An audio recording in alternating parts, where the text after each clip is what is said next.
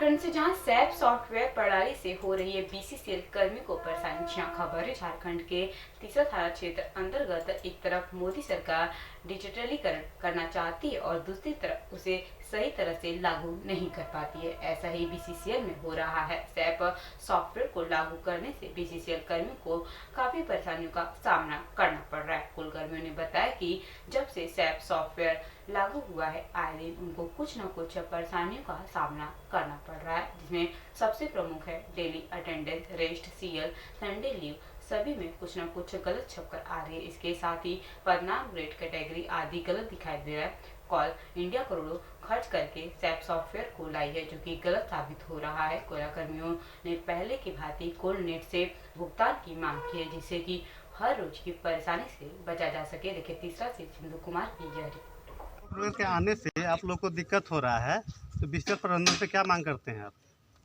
देखिए, पहले तो सैप सॉफ्टवेयर को समझा जाए कि सैप जो सॉफ्टवेयर है वो है क्यों आया है।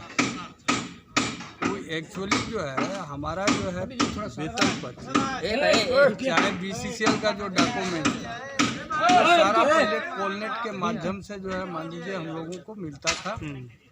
वो बहुत सही था, हम लोग को समझ में आ रहा था। सैप के आने से, सैप पिछला 6 महीना पीछे से जो है सैप आया है, सैप के आने से हमारा वेतन पर्ची का तमाम त्रुटि जो है जो बता कम से कम जो है हमारे समझ में आता है कि संडे से लेकर के हॉलीडे से लेकर के सीख, छुट्टी, रेस्ट सारा डिस्टर्ब है। कुछ समझ में नहीं आ रहा है।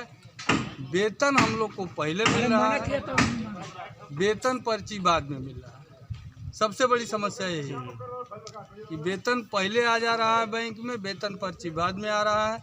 उसमें देखा जा रहा है कि भाई जो है लोगों का पैसा छूट गया है। किसी का संडे छूटा है, किसी का जो है मान लीजिए कि छुट्टी छूटा हुआ है। तो इस परेशानी से हम लोग काफ़ी परेशान हैं। और हमारा ये कहना है कि जब इसको हायर किया गया कंपनी में, तो कुछ दिन समानांतर कोलनेट को चला लिया गया रहता। कोलनेट के माध्यम से जो है मान लीजिए हम लोगों को ये सैप जो है हम लोगों के बातों को समझता, हम लोगों के परेशानी को समझता कोलनेट के माध्यम। इसके बाद जो है अपना कोई सैप अपना काम करना शुरू करता, तो शायद ऐसा जो है गलती नहीं होता। पिछला 4 महीना से हमारा मजदूर परेशान है। और हम तो बोलेंगे कि भाई जो इसमें हमारे हायर मैनेजमेंट का जो भी कमी हो हम उसको नहीं बता सकते हैं, पॉलिसी मैटर है। लेकिन हम अपने केंद्रीय नेता जो हमारे कोयला भवन में बैठे हुए नेता हैं सलाहकार समिति का, सवाल उन पे खड़ा करते हैं कि 6 महीना से प्रॉब्लम जो है हो रहा है, तो वो क्यों नहीं ध्यान इस पे दे रहे हैं, क्यों नहीं मजदूर का बात उठा रहे हैं। ठीक है, और कोई सवाल? सॉफ्टवेयर में बहुत सारी विसंगति है, इसके बारे में क्या कहना चाहेंगे? बिस्तर प्रबंधन से क्या मांग करते हैं आप? कि पहले जो है पहले पे स्लिप आता था, उसको मजदूर देखता था, उसका बाद भुगतान किया जाता था। लेकिन अभी ऐसा नहीं हो रहा है। कुछ दिन से जो है पहले पेमेंट चला जाता है बैंक में और पे स्लिप बाद में आता है। और पे स्लिप में कुछ अगर गड़बड़ी रहता है, किसी का सीएल छूट गया, किसी का हाजिरी छूट गया, तो देख नहीं पाता पेमेंट उसी तरह। फिर मजदूर जो है अफसर के पास दौड़ते रहता है। और अफसर भी इस सैप के आने से जो अफसर है उनको भी समझ में नहीं आ रहा क्या करना है क्या नहीं करना है। इससे मजदूर काफ़ी परेशान है और लोगों को जो है भुगतान सही ढंग से नहीं हो रहा है। तो जब पैसा छूट जाता है किसी को, तो उसको लेने में बहुत परेशानी होती है।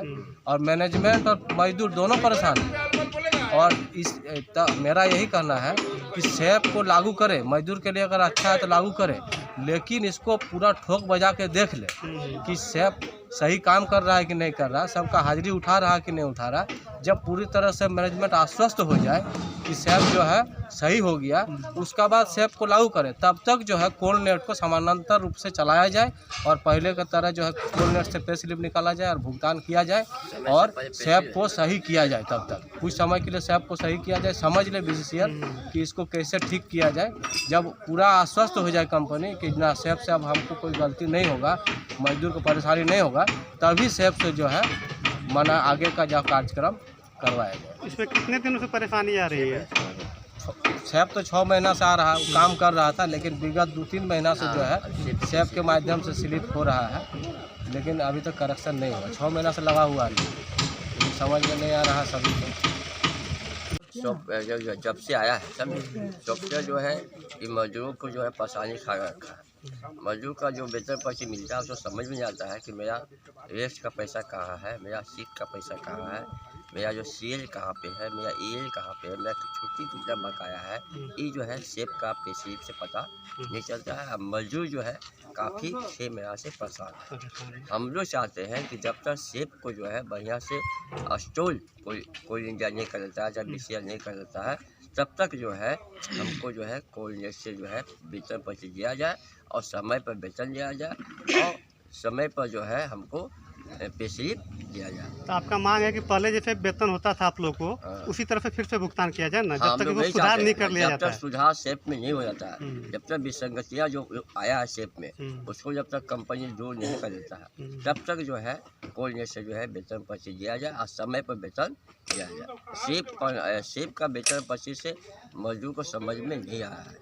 कोऑर्डिनेट का वेतन पर्ची से हर मजदूर जो है कम पढ़ा लिखा लोग भी जो है बढ़िया से समझ पाता था कि यहाँ हमको सीएल ईएल छुट्टी संडे हॉलीडे का पैसा यहाँ पे है और मेरा हिसाब किताब सब ठीक। कहने का मतलब है कि इसमें बहुत सा विसंगति है, बहुत सा विसंगति है, जैसे मजदूरों को काफ़ी दिक्कत हो रही है। बहुत जगह मजदूर समझ नहीं पाया है कि मेरा कहाँ पे जो है मेरा 26 दिन का तनख्वाह कहाँ पे है, मेरा संडे का तनख्वाह कहाँ पे है, मेरा जो सीएल का छुट्टी जो लिए उसका पैसा कहाँ पे है, हैं तमाम चीज़ें है प्रॉब्लम खा है।